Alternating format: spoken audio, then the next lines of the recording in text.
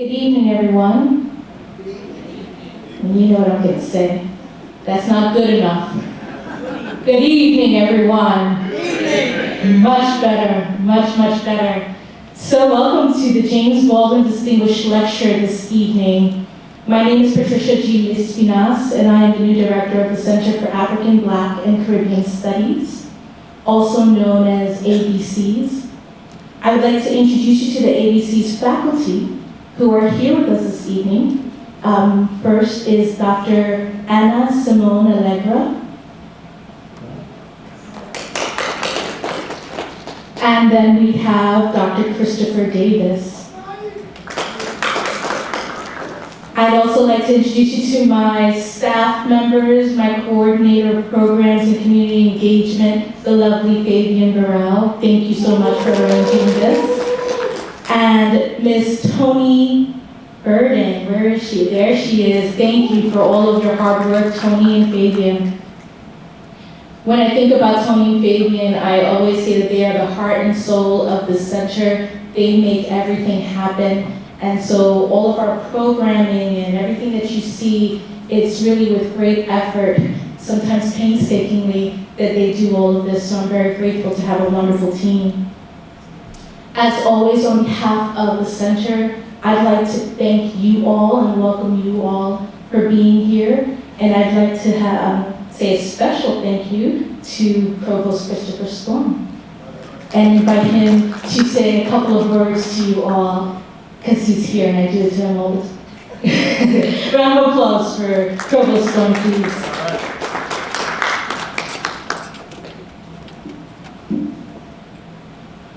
Great, thank you so much. It is a true pleasure to be here and to welcome you tonight. And as I think about tonight, I actually wanted to tell you just a quick story. It happened about 3 or 4 weekends ago. I found myself in Beacon, New York with my oldest daughter with a couple of hours to spare. And so, we did what everybody does. We went to a used bookstore.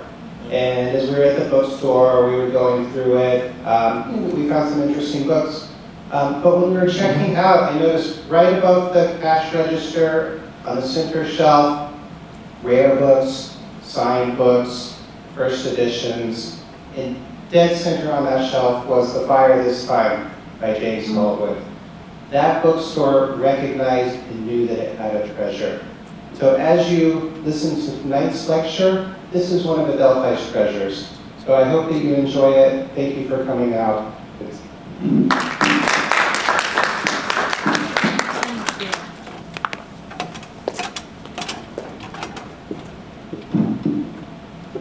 Thank you, Provost Storm.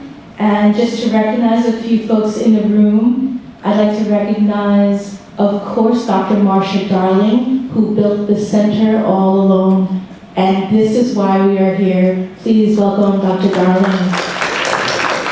For the past 50 years, we have, over 50 years now, right? We've been the center, and although we are a center, we pull out wonderful programming, as you'll see. And thank you to Dean Dining for being here, Shoksani West for being here. Round of applause for both of you. This lecture will be one in a series of monthly events commemorating James Baldwin's life and examining the impact of his published words and the significant imprint of his influence on Black literature and culture and American culture in general. Baldwin is a global figure, and as our events show, he is quite important to us here at the center as well. This lecture series has been in effect annually. And not only do we have this lecture series, but on October 28th, we will have a celebration that will screen the film I Am Not Your Negro, and it will be a celebration by students, for the students, and of course one of the students is here tonight, so they have created a panel where they will be discussing the film and its importance to them and to us. On November 4th, we have Black Solidarity Day, where we will be donned in black and celebrating that day with not only the Adelphi community, but also with the community at large, by bringing in high school students from neighboring campuses and communities as well. On November 18th, we will have our opening exhibit, which is called James Baldwin Frontline Prophet. It is by artist Sabrina Nelson, and she'll feature her drawings on Baldwin. She spent about 91 days just drawing Baldwin's likeness, and so that will be featured in our Serval Library Gallery on November 18th through December 18th, and then again in the UC Gallery from January 27th through February 28th. If that wasn't enough, we have Professor Scylla Owens, who is directing the Adelphi Jazz Ensemble on December 5th, and she's presenting selections from Baldwin's extensive personal collection discovered in his home in Saint-Paul-de-Vence in France, and that performance will be at the PAC. On December 7th, we will have a theatrical performance along with our Kwanzaa dinner, where we will pay homage to Baldwin in 3 acts, and we have actor and Professor Marcus Naylor directing that program. So we hope to see you at more of our events. And now, without further ado, I'd like to introduce you to our distinguished speaker for this evening, Mr. Kevin Powell.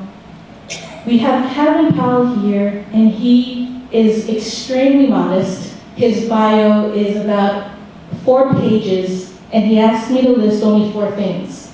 And so we will make sure that his bio is fully exposed. But for now, I'd like to welcome him as the 2024 Grammy-nominated poet. He is the American author of 16 books, including Tupac Shakur's biography. He's a former 2-time candidate for U.S. Congress in New York City. He is a journalist, a filmmaker, a radio host, and tonight he will be talking about why James Baldwin matters more than ever. Please help me give a warm welcome to Mr. Kevin Powell.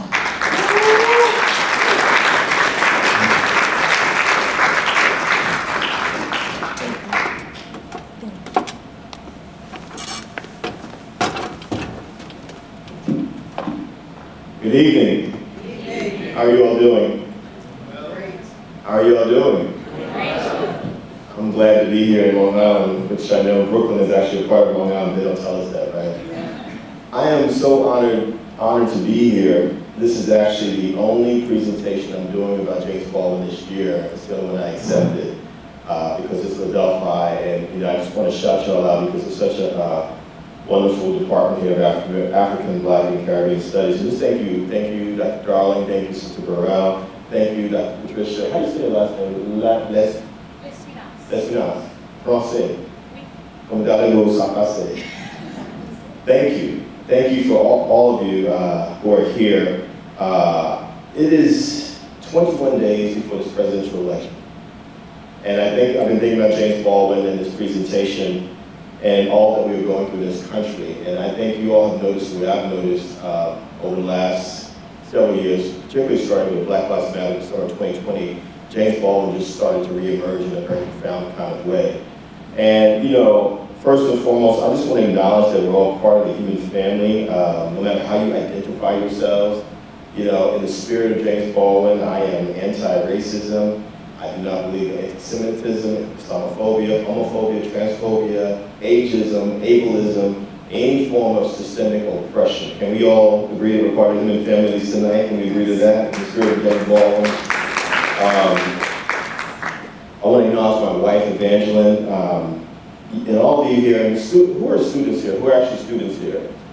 Let's give the students a round of applause. That's important. In fact, can I, even if you have to leave, students, can y'all come a little bit closer because I feel so far away? Can y'all please come up a little bit closer? No pressure, just please. I'm just asking the students to come a little closer. Because I want to share a story about how I came to know James Baldwin as the students move close. I'm just saying please, por favor, si vous plaît. Please.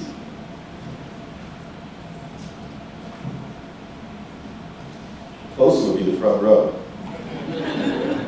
But I'm here for everyone, but I'm here for the students especially. I love people, I love students everywhere I go. Thank you all so much.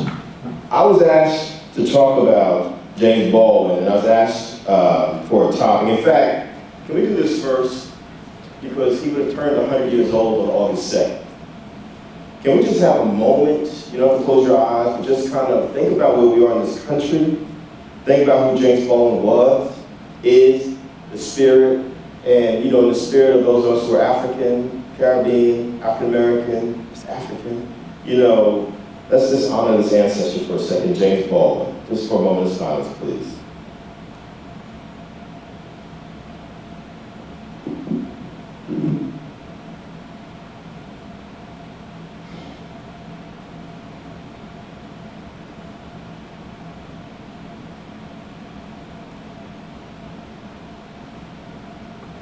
And I want to say, before I go any further, to the students especially, but anyone here, this is a safe space, no judgment. Can we agree to that as well? Absolutely. Safe space, no judgment. Students, just be honest about it. Because I'm going to be honest with y'all. How many of y'all don't know a lot about James Baldwin? That's fine. That's why we're here. I cannot tell you the first time I even heard the name James Baldwin. What I can tell you, as the author of 16 books, I don't remember how many books I have, a Grammy-nominated poet this past February, and a resume, a bio, a CV, that I didn't always have this understanding of who I am. I know that James Baldwin was brought to my college, Rutgers University, way back in the 1980s. I didn't know who he was. But because I was in the middle of what was happening at Rutgers University, it was called the anti-apartheid movement. Nelson Mandela was still in jail at that time in South Africa. I just was going to every black event. I'm just keeping it real with y'all, keeping it 100 with y'all. And I remember James Baldwin had on a scarf or ascot. And he was a tiny man. And I remember he spoke with an interesting kind of dialect between New York, and he had been all over the world, including France, where he lived in the south of France the last 17 years or so of his life. I don't remember anything he said, but I just remember he was fascinating because he was beautiful. This man with this beautiful brown skin and these big, wide eyes. Are y'all with me out there? It would be a few years later that I was told, you need to read James Baldwin. I'll be honest with you all. I did not grow up the way my wife grew up, where she was introduced by her mother, who was an educator, and her father, to black history, to black culture. Some of y'all know, had that experience, which is a blessing. No matter what your identity is, or your identities are, you should know who you are. Am I right, y'all? From the time that you are forming ideas. K through 12, not only did I not have James Baldwin in my education, kindergarten through 12th grade, and I was an A student the whole way, raised by a single mother, I had no Maya Angelou, no Nikki Giovanni, no Sonia Sanchez, no Audre Lorde, no civil rights movement, nothing. Nothing, no Harlem Renaissance, no negritude movement, nothing. It wasn't until I got to college, Rutgers University, because Rutgers has a department like African, Black, and Caribbean Studies here. It's called Africana Studies at Rutgers University. That I discovered the Harlem Renaissance and all the great African American and West Indian writers, and I was exposed. And I started coming across names like Richard Wright and Zora Neale Hurston and Langston Hughes and folks like that. But not Baldwin. Until someone said, a few years into my college years, and maybe on the cusp of me going from college to moving from Jersey, where I was born and raised, into New York City, and I began to realize, you know what? I want to write essays, or what we call blogs now. I want to write essays. Well, someone said to me, if you want to write essays, you've got to read the greatest essayist ever. I said, well, who's that? James Baldwin. I started with a book called Notes of a Native Son. Notes of a Native Son. I had never read anything like that in my life. I mean, we need to understand, and we can't take this for granted. I've wanted to be a writer since I was 11 years old, because my mom took me to the library when I was a child, starting at 8 years of age.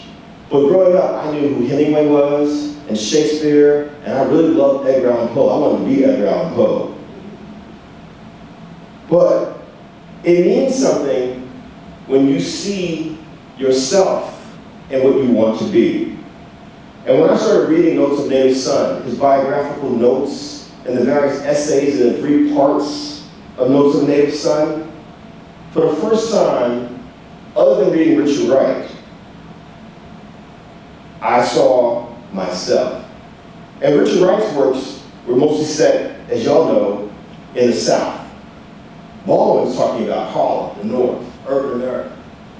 It blew my mind what he was saying, the honesty of it, and it blew my mind the way he wrote these long sentences, these long paragraphs. I'm looking for a semicolon or something. They just kind of went on and on and on. But then I began to realize as I started to study Baldwin after reading Notes of Native Son, wait a minute, James Baldwin had been Brother Baldwin, a child preacher in the Pentecostal tradition. Well, guess what? I grew up in the Pentecostal church tradition. And so I began to realize, oh, here's James Baldwin, this brilliant writer who had studied people like Dostoevsky and other people like that, mixing his formal education around literature. Mind you, he never went to college. But Baldwin was a voracious reader from the time he was a child. He read everything. He's mixing his formal literary studies with the language of Harlem, including the black church. Because he understood in the black church and in the streets of Harlem was great literature. I didn't stop there. I was told, you need to read The Fire Next Time. The Fire Next Time. 1963 book that is about this big. Am I right, y'all? 2 essays. First one is a letter to his nephew, who's named after him. And the second one is a long autobiographical essay about his childhood up to the present, where he talks about Christianity and he talks about Malcolm X, the Muslim movement that was happening back in the 1960s. There's a reason why 61 years after The Fire Next Time was published, it's probably one of the most referenced books for people to understand America to this day. Are y'all out there with me? In the first essay, his nephew, he's saying, I need you to love yourself. I'm paraphrasing, but I've read this essay so many times. I've used the example of writing an essay in letter form because of that essay that Baldwin wrote to his nephew. I need you to love yourself and understand, even if people hate you, you gotta love them too. You've gotta have a moral high ground that folks can't even imagine. But at the same time in this essay, he's saying to his nephew, this country, because of this illness called racism, may not treat you well. And some of y'all know what I'm talking about. The thing that struck me about James Baldwin when I was reading The Fire Next Time, that first essay and the second essay, is the word love keeps popping up over and over again. And you're asking yourself, wait a minute, here's this man who was born on August 2nd, 1924, in the middle of the Harlem Renaissance, in a period in American history while we had the Harlem Renaissance happening. Yes, all this incredible black literature, black art from all kinds of people, black like me, all identities, black like me, but you also had so many black folks hanging from trees, right? And here's Baldwin saying, in spite of everything that has happened, love is the answer. Love is the revolution. I didn't stop there. I read everything I could of James Baldwin. I'm going to ask y'all not to videotape it because the school's videotaping this, if y'all don't mind. You can get it from the school, right? Giovanni's Room, books I love now. Even his poetry collection, Jimmy's Blues, Evidence of Things Not Seen, If Bill Street Could Talk. I just was like, his plays, Blues for Mr. Charlie. Baldwin was talking about race. Baldwin was talking about gender. James Baldwin was talking about gender identity. Here is a black man who also was a gay, queer, black man writing Giovanni's Room, a book about two lovers where they were mostly white characters in that book, in the 1950s. At a time when people were still referencing people being queer, lesbian, gay, bisexual, transgender, non-gender conforming as some sort of mental illness. Do you know what kind of courage it took for James Baldwin to stand on his square, to stand on his business, as we say, as a gay black man talking about oppression in different forms? I was never someone who was some big homophobe, transphobe growing up. I was so othered myself, even as a straight boy. I wasn't really big on dissing other people, but I can tell you, as I studied the life of James Baldwin, not only did he inform my ideas around how horrific racial oppression is, but he informed my ideas that as you are being oppressed and othered, you have no right, no right. You should never oppress and other people. He changed my life completely. I can stand here and say, I absolutely love and am in love, and have been for a very long time, with James Baldwin. If you go and read some of my 16 books, at least several of them are essay collection. I'm not even gonna lie to y'all, you can see the influence of James Baldwin on my writings. Not just the long sentences and where's the punctuation at, but just exploring and digging for ideas. I can tell you that I would look at his photos, be the Carl Van Dyken photos of him, the close-ups of his face, as I began to fall deeper in love with myself because of the writings of people like James Baldwin, I began to realize this man that some people would call ugly was actually probably one of the most beautiful human beings we have ever seen in our lives. Physically, spiritually, and mentally, James Baldwin. I would listen to his voice. The famous debate between him and William F. Buckley in 1965 in the United Kingdom, the way he spoke, I said to myself, man, this man is like a literary version of Malcolm X and Dr. King combined. I would watch the way he dressed, and I paid attention to how he spoke for the voiceless, and still does, even in death. 37 years since he's been gone, which was 1987, December 1st, 1987. And I'm gonna tell y'all, my life as an activist, social justice activist, as a writer, owes an incredible debt to James Baldwin. I'm sure I wouldn't be standing here if it wasn't for people like him. Because what James Baldwin did for me is what he said the great visual artist Buford Delaney did for him when he was a teenager in the 1940s.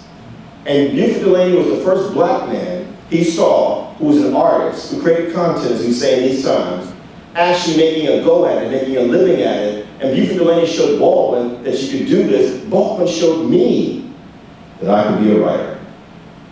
You can actually do this your entire life. Are y'all out there with me? Some of y'all know what I'm talking about. I mean, listen, my high school yearbook says that I wanted to be an accountant. When I graduated from high school, I actually won a math award and an English award. I love math. Because I didn't know that you could be a writer because my wonderful education, in spite of being a student, there were no black writers there. So I didn't know you could do that.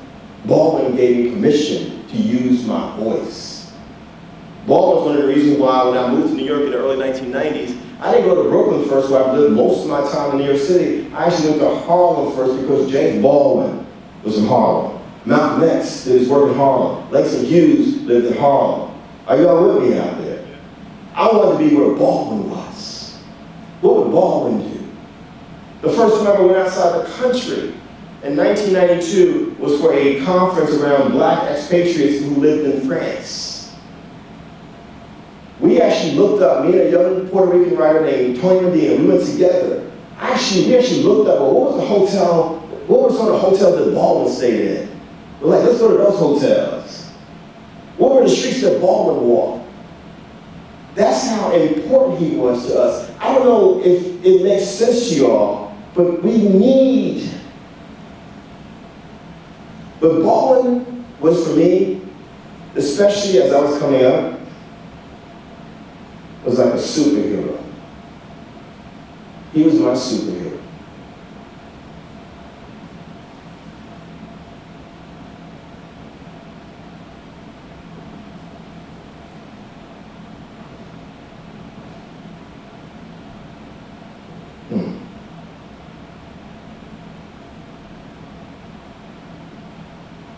I didn't always understand James Baldwin's obsession with love.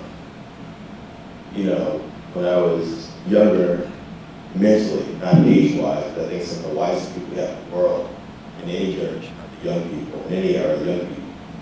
But when I was younger, emotionally, I was like, why is he talking about love so much? Why is he talking about love so much? You know?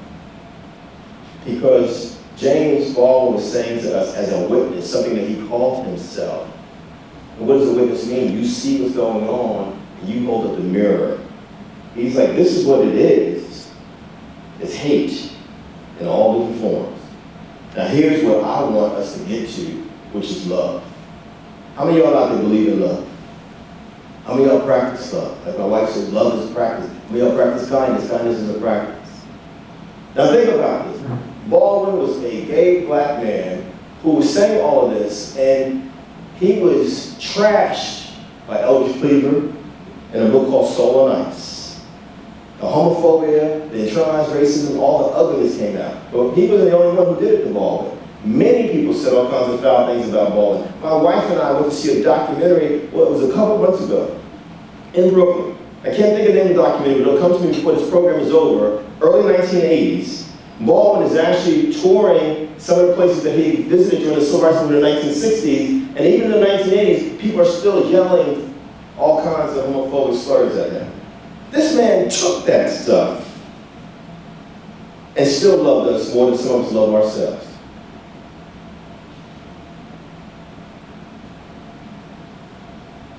Baldwin was arguably one of the most famous American and Black American writers, not just in his lifetime, but ever, including being on the cover of Time magazine. I showed my wife a paragraph when we were on the train coming over here, where he said he never really even made any money from those books that were national bestsellers. He didn't start making any real money until he started working at some colleges and universities, including University of Massachusetts. Think about that for a second. When I was reading Eddie Glauber's great book about James Baldwin, came out in 2020, Begin Again it's called, Begin Again. He talks about how he had to get to the south of France, to the house that Baldwin lived in from 1970 to 87. He died in that house in the south of France. He's buried in New York. And when he gets there, the house was about near the end of it being demolished for some luxury apartments. I think about how Baldwin never really was given the proper accolades when he was alive. No Nobel Prize for Literature, no Pulitzer Prize as a writer, and I know a lot of us say, well, awards don't mean anything. Actually, some acknowledgement does mean something, am I right, y'all? Because if so many of us can say we were influenced by Baldwin, how are we winning awards? And this man wasn't acknowledged. And by the end of his life, it felt like only certain segments of our community, the Black community and otherwise, were even celebrating James Baldwin. But because his work was so profound, and so classic and timeless, and so prophetic in that church tradition, in that African tradition, there's a reason why James Baldwin's quotes keep popping up all over the place. There's even a supermarket that my wife and I have been to a few times in Brooklyn. What is it called? Urban Market or something like that. Union Market. James Baldwin quote on the front glass of the supermarket. That says to me that you can try to erase a James Baldwin. You can try to ignore who he was. You can say in the one breath in the 1960s, he's the greatest articulation of race matters in America, but then also in the 1970s, you can look it up for yourselves. Critic after critic trashed Baldwin over and over again, his writings, his books, he's irrelevant, he's past time, he's out of touch, like he didn't matter anymore. But if you actually really study Baldwin's life, he kept producing right up until he died in 1987. He was prolific. He was prolific.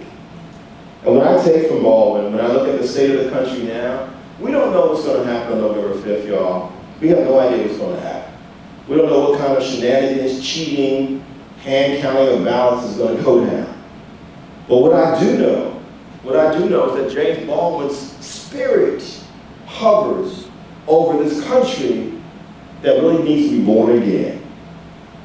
And that spirit of Baldwin, through his work, Blues for Mr. Charlie, The Fire Next Time, Notes of Native Son, Evidence of Things Not Seen, until we get to this place of having honest conversations about racism and other forms of oppression, and actually say we're going to peel back the layers and sit down even if it's uncomfortable to do so. What has racism done to us? What has sexism done to us? What has homophobia and transphobia done to us? What have all these isms and phobias done to us? Until we do that, which is what Baldwin was talking about his entire life, we will forever remain, to use his words, a house that is on fire. These are not my words, these are Baldwin's words, a house on fire. And so as I think about this election, I think about Jimmy Baldwin a lot. And I think the best way that we can honor him going forward, and for the rest of our lives, students, like I said before, safe space, no judgment. I didn't know who James Baldwin was when I was a college student. I hadn't really read him. But I'm saying now, at least start with The Fire Next Time. It's this big, but it will change your life. Y'all are showing I Am Not Your Negro. It's a very important film made by our Haitian American filmmaker brother, Raoul Peck. We must see that film. What is the date for that, Doctor?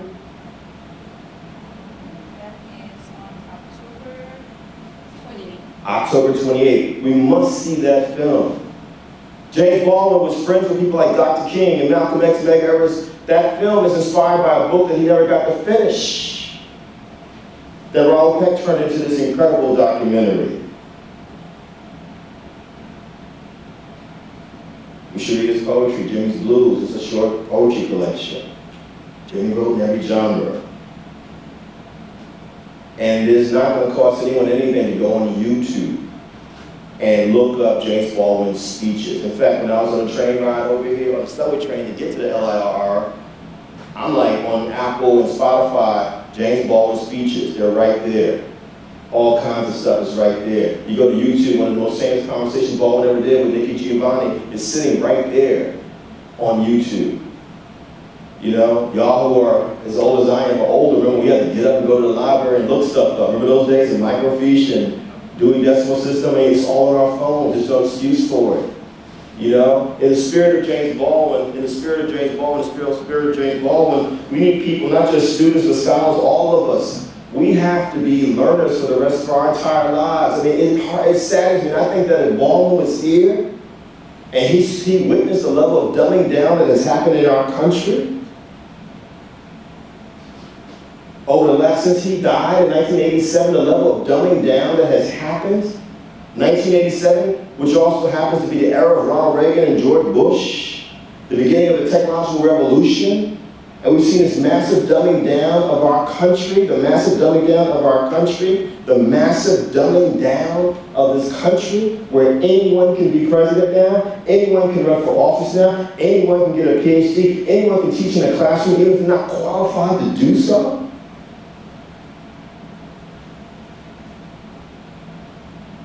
And we can watch literally someone's movements turn around. James Baldwin was not just a writer, he was deeply involved in the civil rights movement. He was there, boots on the ground, 10 toes down in Alabama, in various parts of the South. Not just writing, but marching, protesting. I'm a witness. He would say, wait a minute, are you telling me in 2024, after all we did, we have to still fight for our basic right to vote? For it to count. In 2024, women's bodily autonomy no longer matters. In 2024, if I'm a gay person, lesbian, gay, bisexual, transgender, non-gender conforming person, I'm not considered a human being after all we've been through? Is that what you're telling me?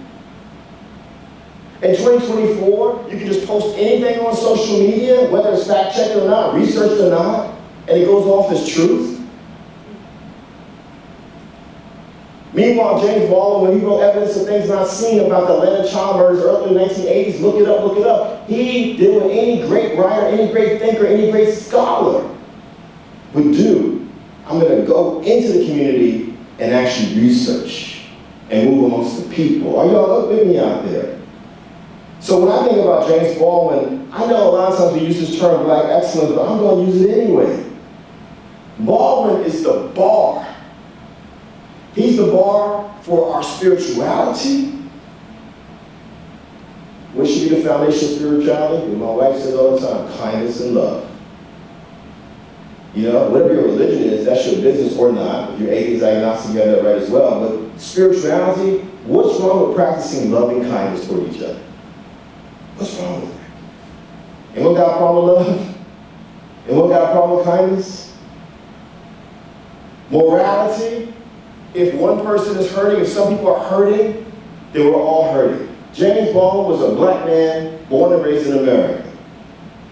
As I've traveled this country, my wife and I over the last several years, we've seen a growing number of people who are homeless from coast to coast, from California, where she's from, to New York, where I'm from. And guess what we've noticed? A lot of them are black men who could have been James Baldwin, talking to themselves.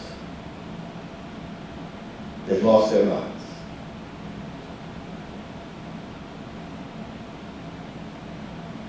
Why is Baldwin important? Why does he still matter, Ms. Burrell? Because not only do we still have the same problems from 50, 60 years ago, but we've actually gone backwards as a nation. We've gone backwards as a nation. Why is it wherever I go to speak today, tomorrow will be Maryland, you know, the next day is Boston, Massachusetts, I gotta look for the exit roads because I wonder if anything pops up. There's so much violence in this country, so much violence in this country, so much violence in this country. Baldwin talked about this, the violence, the violence, the violence, the violence is in our DNA. We've got over 300 million people in this country, we've got over 300 million guns in this country. The violence is out of control. If we really believe in love, if we really believe in peace, if we really believe in kindness, why is violence the solution from almost everything? Both in America and all over the world.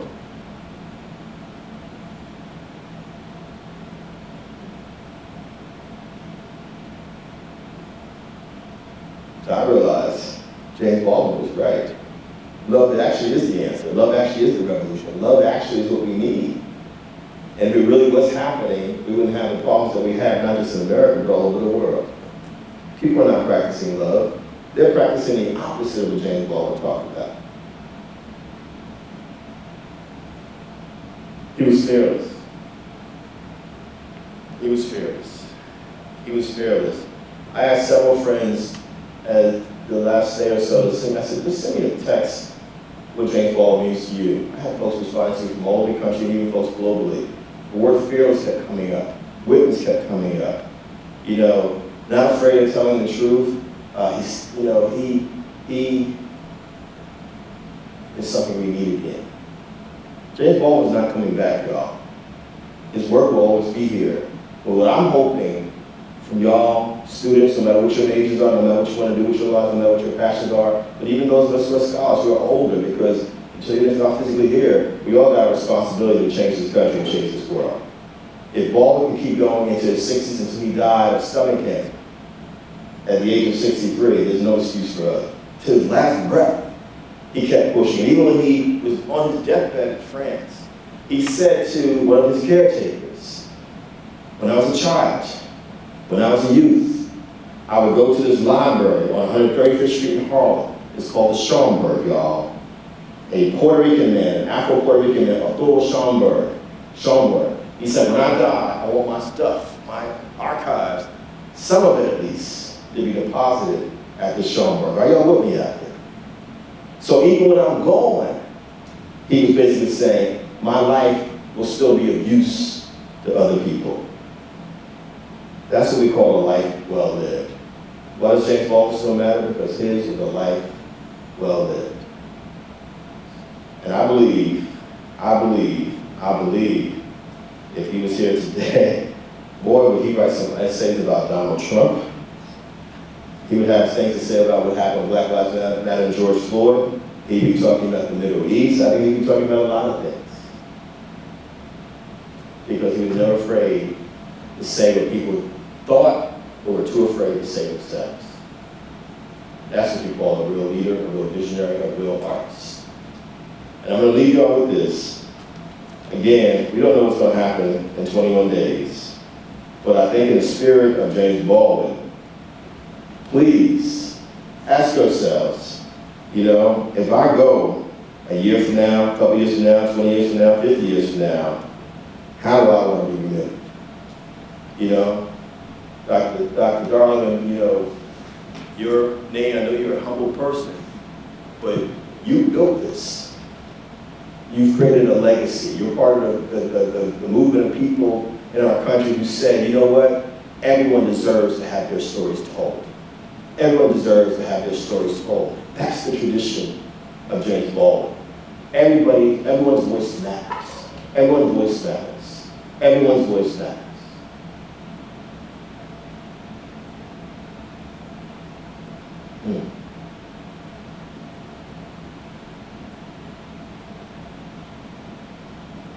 James Baldwin made it to 100, and we are celebrating him. But I'm asking you all to keep his name close to your hearts the rest of your lives.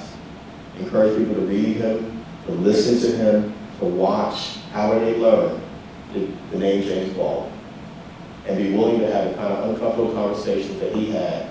Even Baldwin, as he was having these challenging conversations about racism, he still had friends of all different backgrounds. Y'all know what I'm talking about.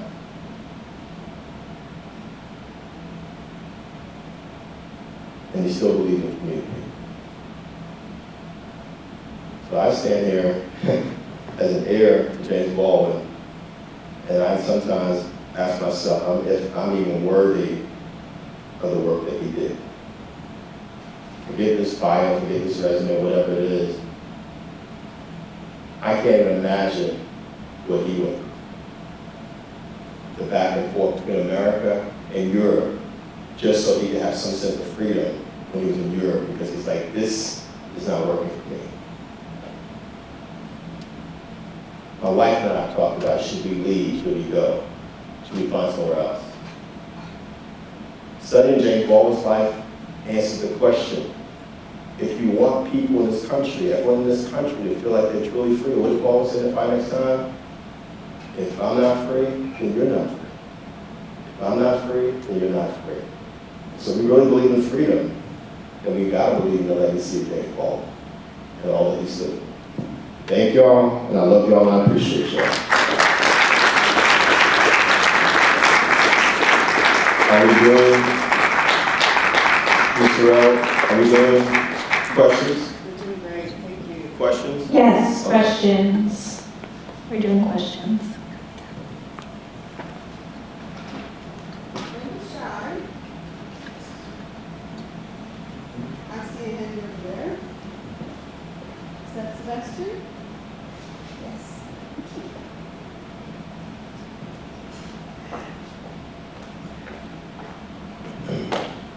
Thank you all.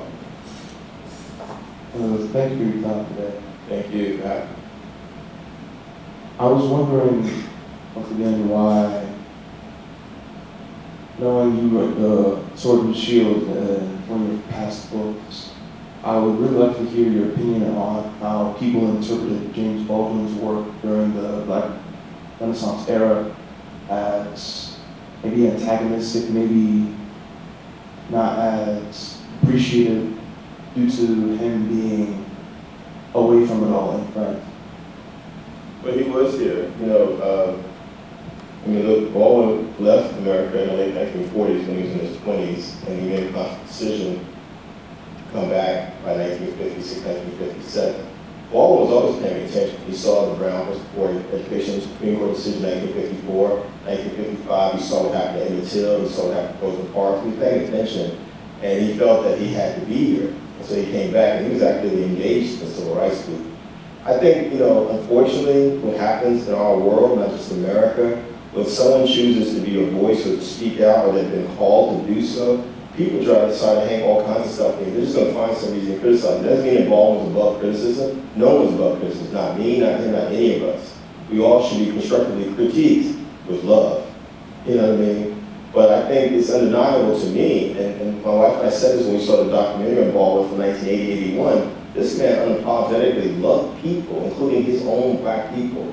Love was always a thread through everything that he did from the very beginning, I believe. And I just think that, people found other reasons to attack him. He's a gay black man. He never actually openly said, well, I'm a gay black man. He just was, because this is the nature of the society that we lived in. Even though the society is still very homophobic and transphobic, you couldn't say back then what people can say now. You know what I mean?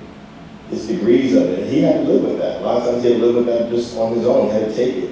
He had to kind of just deal with race, even though it was clear to some people, his brother was also gay. People don't realize that Baldwin and Bayard Rustin were actually excluded from large parts of the civil rights movement. It's a miracle that Bayard Rustin, a gay black man, was openly gay black man, was actually the principal organizer of the March on Washington, where Dr. King gave his I Have a Dream speech. They also conveniently erased him from history for a long time. You know what I mean? Baldwin was erased from history for a long time, or minimized. Like, he wasn't that great, or he just fell off, as we said. He's not the right he used to be. So I think when I was arguing why James Baldwin matters, is that we need a total reassessment. Excuse me, this is why I'm glad Adelphi community study program. We need a total reassessment of who he was. He never fell off. He never disappeared. He was always there. But what happened is that as he sharpened his critique of the country, people didn't want to hear from him anymore. Because he's like, what is really happening here? We just had this massive movement called the Civil Rights Movement from 1954-55 to 1968, which is the year Dr. King was killed, to roughly that time period, at least 13, 14 years. But then the backlash began almost immediately after, right? And so Baldwin was like, well, what happened to this promise that we were talking about? And so I believe he was the victim of some very hostile media. There was a massive amount of FBI files on James Baldwin. Baldwin's a writer. There's a massive amount of FBI files on a man who's writing most of the time. Think about that for a second. Why was J. Edgar Hoover and the FBI so obsessed with James Baldwin what he was saying? You know what I mean? And so I'm arguing, please do a reassessment. I'm going to stress again, Eddie Glaude's book, Dr. Eddie Glaude is one of our great scholars at Princeton University. Again, it's a very important read about James Baldwin to reassess him. And so I think, discover him for yourself, is what I would say. Please discover him for yourself. Come to all these programs. Baldwin, and see him, what Baldwin was attempting to do for us is what people have denied him since his death, to see him as a whole human being. That's what I'm talking about. And we should, no matter who it is, we should be able to see people as the whole human beings that they are.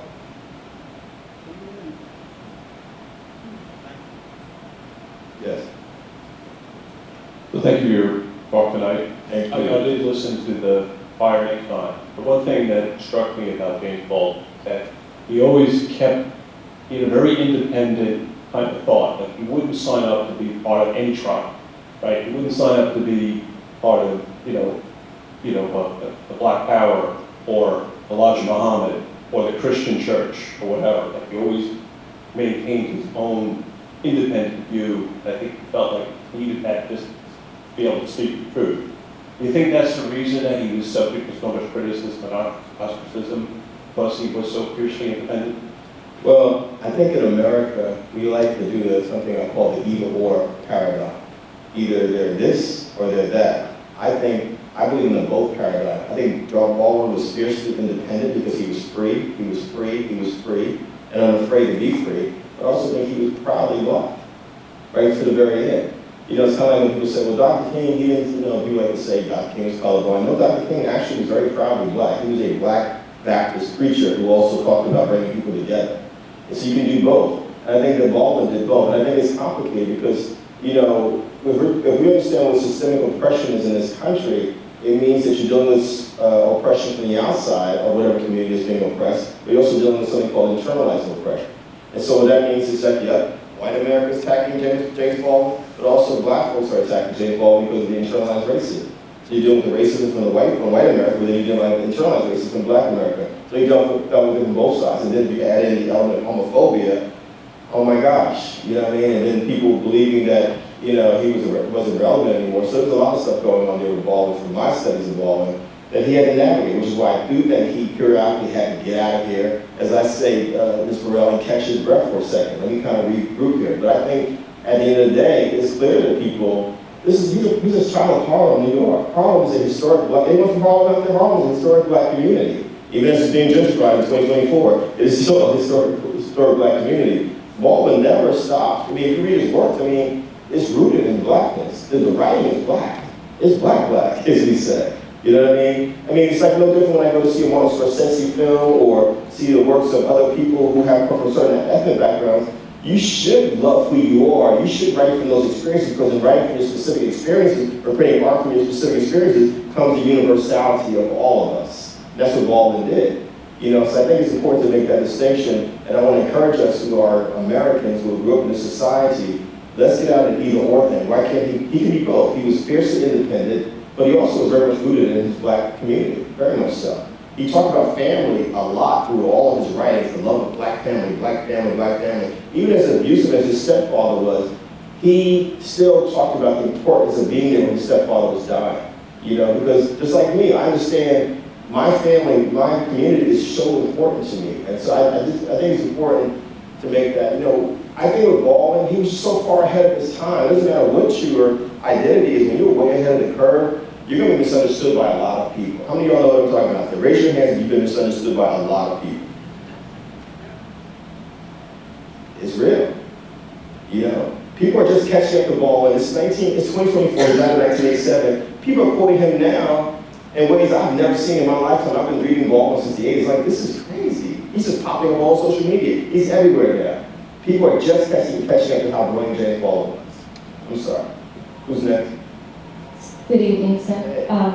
So I wanted to ask, so you talked about how America needs Baldwin's spirit, right? And you talked about how if you don't know about him, you can, listen to podcasts and read his debates, etc. But what about the people who have negative perspectives on him during this time? How can we change that?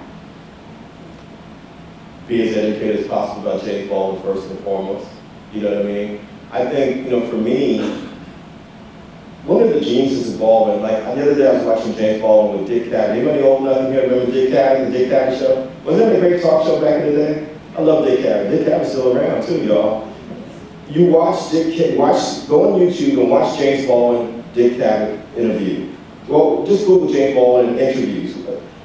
He was so well versed because he was always so well prepared.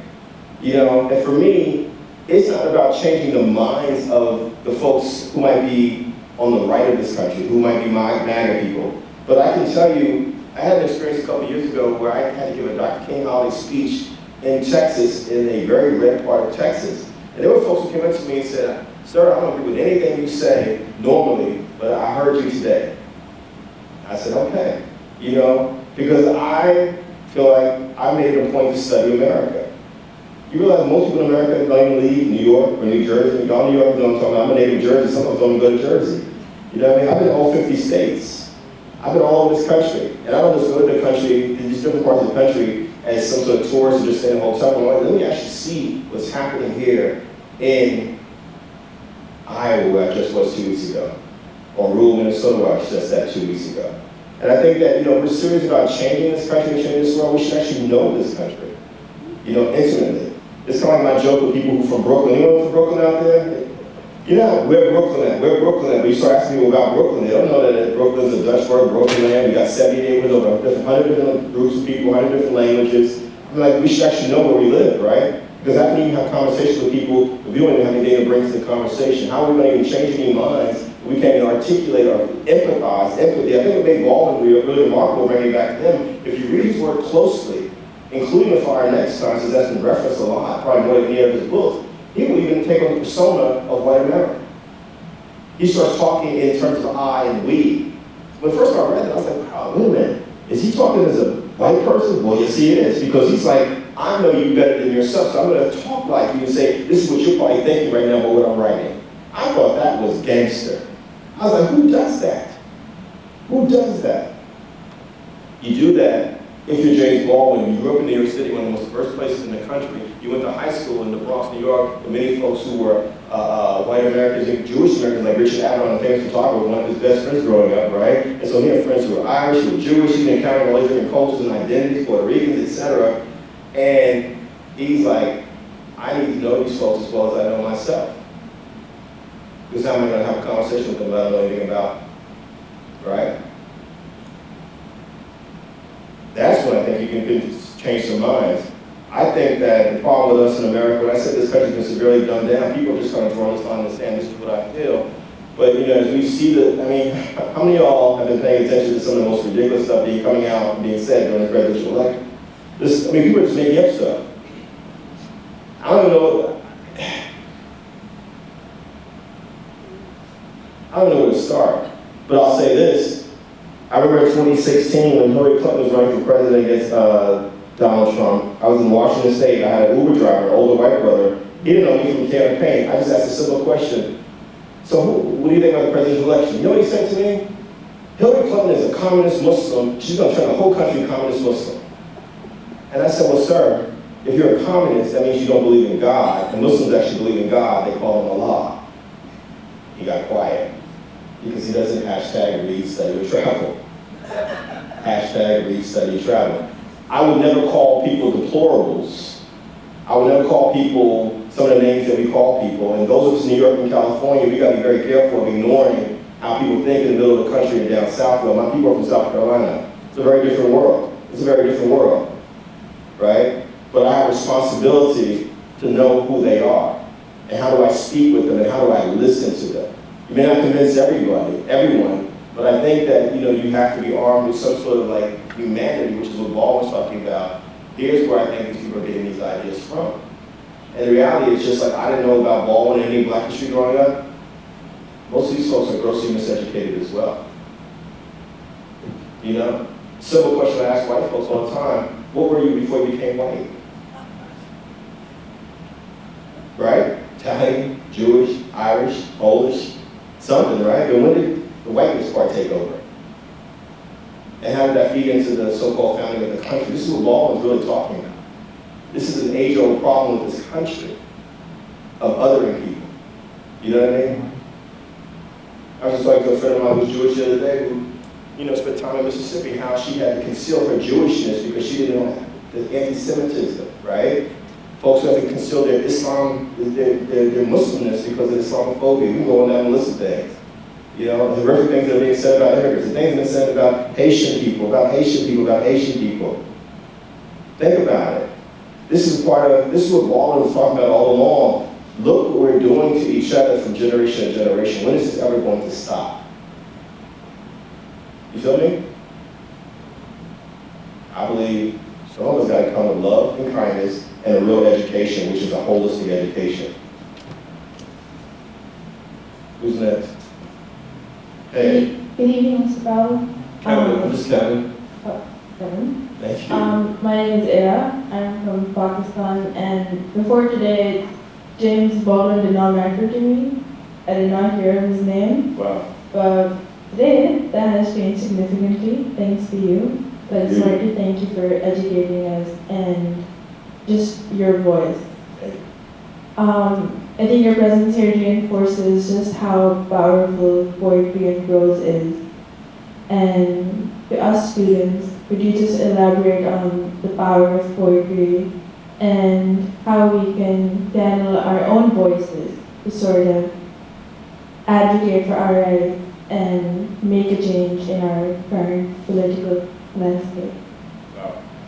I mean, I would never tell young people, students what to do, but I will say to you all who are students, whether you're a younger, traditional age student or an older student, is find your voice, find your voice, find your voice, find your voice, and use it. Use it, use it, use it. For me, I found my voice in college as both a student leader and as a writer, eventually a poet, because I felt like, you know what, I'm tired of people telling me that my voice doesn't matter or ignoring me. You know what I'm saying? And that's just real. I think there's a reason why, if I can bring it back to James Baldwin for a second, there's a reason why, think about Baldwin was born in 1924, so by the time he gets to the 1960s, he's in his mid-30s, about to turn 40, but he spent a lot of time around the Student Nonviolent Coordinating Committee. That was the youth wing of the Civil Rights Movement, the student wing of the Civil Rights Movement, because he really believed in the power of young people, you know? And I do too, because what do young people possess around the world, here in America, all around the world? Fearlessness, idealism, you know, questioning, something that a lot of us lose as we get older, you know? And I think that's, I encourage that. Please use your voice. Use your voices, use your voices.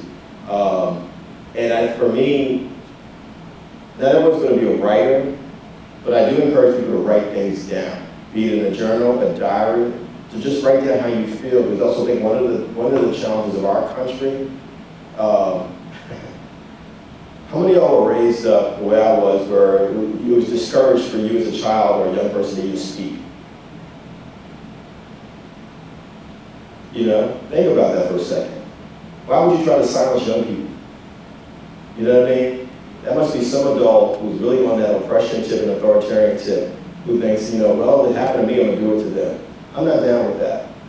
You know, there's a reason why I ask the students to move up closer, because I'm like, you know what? We need to hear students' voices. We need to feel students. I came here for the students. Everyone else is welcome. I'm glad y'all are here too, but I'm here for the students first and foremost. You know, and it's always going to be the case. And so I want to encourage you to use your voices and write it down and you know, talk with each other. If I can go back to my years at Rutgers University, I don't have any regrets in life per se, but I wish that I didn't just think about race. I wish someone would have said to me, okay, Kevin, you gotta think about gender, you gotta think about gender identity, you gotta think about all these different intersections of things. Now I understand it, you know what I mean? Back then I didn't, you know, so I was very singularly focused. I think that we do ourselves a disservice if we only think in terms of what matters to us and don't think about other folks. And so I encourage that as well. But stand on your square. If something you're very passionate about, you gotta speak out about it. You gotta say something about it. Yeah. Other folks. Good evening, Mr. Kevin. Just Kevin. Right. You can say Kevin, right? Yeah. Kev. Oh, cool.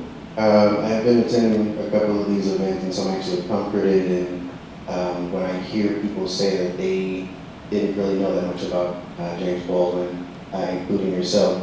So I was just wondering, in your expertise, what would you say, and I appreciate what you said about clips and things resurfacing, it's actually one of the better things about social media and algorithms that they can funnel information to you. What would you say is one of the most profound quotes or things that you have heard that either impacted your life, or if it was more widely known, would really impact the community and just in general? From Baldwin? Yeah, and that quest for love. And I mean, one of my favorite quotes, and I believe it's from The Fire Next Time, someone can correct me if I'm mistaken.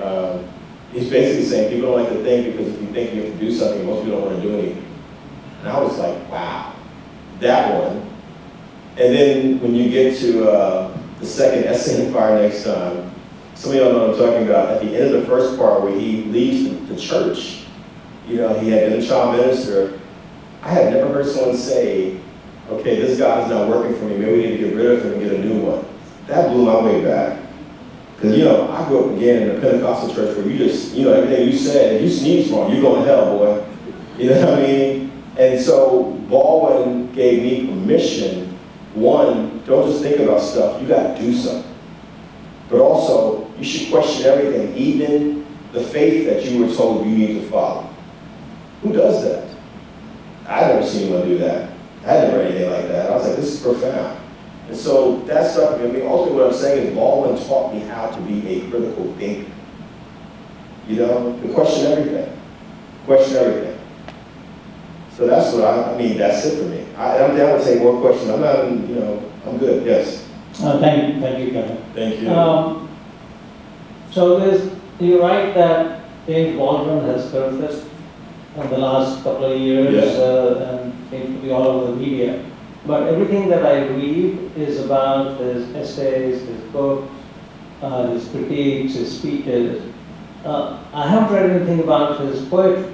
Jimmy's Blues. Could you say something about his poem? I didn't know he wrote poetry. I think I was in a bookstore. Remember those bookstores before Amazon? And I saw his picture on it. It said Jimmy's Blues. I was like, well, what is this? It was his poetry. I mean, how could he not be a poet? If you grew up in the poetry of Harlem, you know, you got the Harlem that he grew up in, African American, West Indian, Puerto Rican, you have all this beautiful dialect and languages happening, you're going to have a poetic ear. And this man was a playwright. He wrote plays that were very poetic, so I don't think it's a coincidence in him being a poet. And I believe he put the poetry book out like in 1983. Someone can look that up. 1983, Jimmy's Blues. Can someone confirm that that's accurate, Jimmy's Blues, 1983? And so this is just 4 years before he died. But I think if you're a writer, and I'm speaking as a writer for a second, you want to write in different ways. You want to express yourself in different ways. And at some point you might say, you know what? I've done a lot of essays. I just want to write some poetry.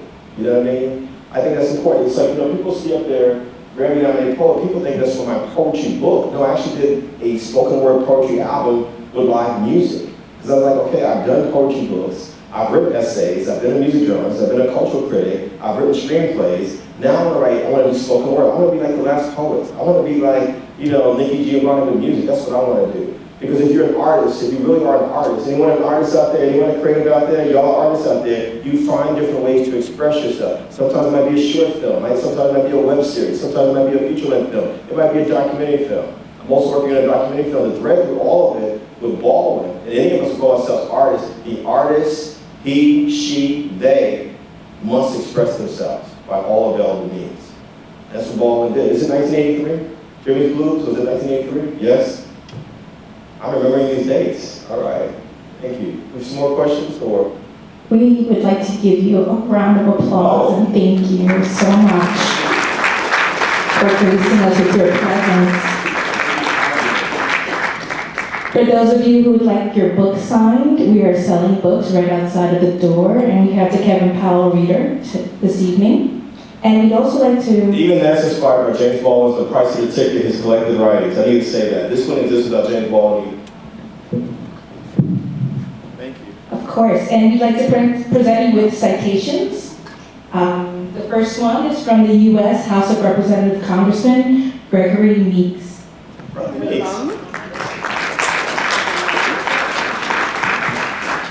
The second citation is from Nassau County Legislator Kaveh Solage. Wow. Thank you. I wasn't expecting this. The third one is from New York State Assemblywoman Taylor Darling. Wow. Any relation? No. Thank you. And then we have another from New York State Assemblywoman Michael Solage. Wow. Thank you. I like these. I'm still alive. This is beautiful. And the last one is from the Town of Hempstead Deputy Supervisor Dorothy Gooseby. Thank you. And of course, something from the African, Black, and Caribbean Studies program, so you remember us. Thank you so much. Of course, thank you. Another round of applause for Kevin. Thank you all for coming this evening, and we hope to see you all at our other events. Take care. Have a good night.